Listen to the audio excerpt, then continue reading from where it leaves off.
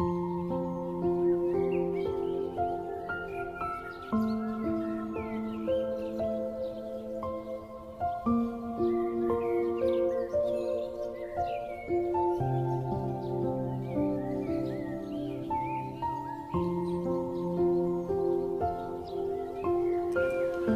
everyone, my name is Samuel Selim. I am Norman Sali. My name is Hagai Selim Barakine. I am David Amu. I'm Rachel Uka. I'm Meglan Kira. We are studying here at one of the university in Papua New Guinea, which is the University of Goroka. We undertake Bachelor in Science, Biology and Chemistry. We are presenting on the topic peer pressure and negative group influence. That is one of a big influence that is happening within the country and even the worldwide. Peer pressure refers to the influence students and youths feel from their social groups or classmates to behave in a certain way, often against their own values or school rules. In this presentation, we are going to talk about the causes, the effects, and the solutions on the influence, peer pressure and negative group influence in Papua New Guinea and all around the world. Let us go into the causes of peer pressure and negative group influence in our country.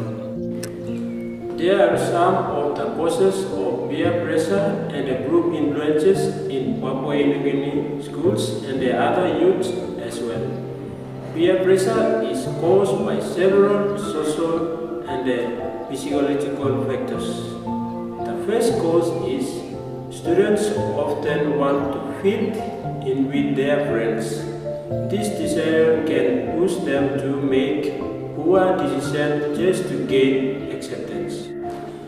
The second cause is fear of rejection or bullying makes students comply with the group even when they know it's wrong. There is another cause also, which is some students face cultural or community pressure, especially in urban and rural areas where gangs or street groups are common. The final cause that contributes to the peer pressure and the group influences in PNG is lack of confidence. Self-identity can make it difficult for students to resist group influences. These causes combine to create a powerful force that shape negative behavior in schools within the country, PNG, and even in the world. There are some effects of negative peer pressure influence. The effect of negative peer pressure influence can be severe and long-lasting. Number one, poor academic performance. Negative peer pressure often encourages students to neglect their academic responsibilities. Students may be influenced by peers who view or see studying as uncool or unnecessary. As a result, they might skip classes or arrive late at school, avoid doing homework or prepare for their test, engaging in risky behavior instead of learning. Number two, risky behaviors. Students might be pressured by their friends to try alcohol, marijuana, cigarettes, or other harmful substances. This behavior can quickly become addicted, impacting their physical and mental health. Number three, mental health. The pressure to fit in or act against one's value can cause emotional stress. Students may experience issues like anxiety, guilt, or depression, especially if they feel trapped in unhealthy peer relationships. Number four, involvement in crime or violence. Peer groups involved in illegal or violent activities can draw in other students. This includes stealing, fighting, or joining criminal activity. Such behaviors not only harm others but also put a student's life at risk of arrest or injury. Hello everyone. One of the most common examples as a result of peer pressure is the academic school dropout. School dropout is a serious consequence of negative group influence.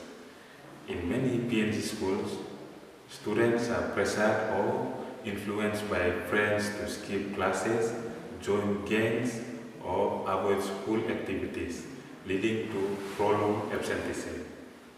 Over time, this behavior causes students to fall behind and lose interest in education, eventually dropping out. Dropping out limits their future opportunities and increases the chance of unemployment, crime, or even poverty.